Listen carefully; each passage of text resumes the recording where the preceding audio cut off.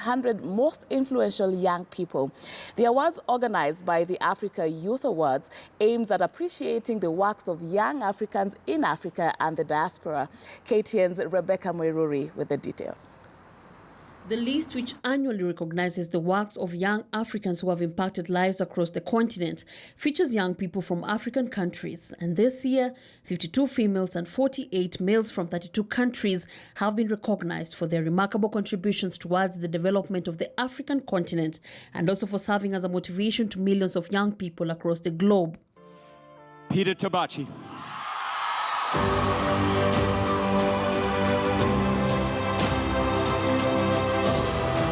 Peter Tabichi, the 2019 winner of the Global Teacher Prize, who was recognized for giving away 80% of his monthly income to help the poor, and his dedication and passionate belief in his students' talent, was among the top recognized in this year's Africa Youth Awards.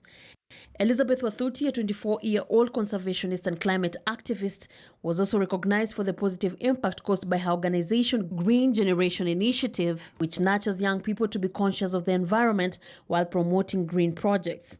Natalie Robitingo, a 26-year-old founder of Msichana Empowerment in Kuria, Migori County, is an anti-FGM campaigner who also made it to the list.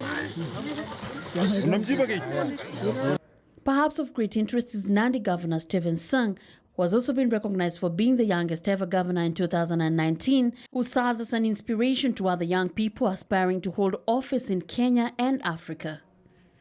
Other Kenyans who are recognized were Charlene Nafula, Adele Onyango, Elizabeth Ntunjira, Larry Madowo, Beatrice Chepkoech, and Deshan Chandaria.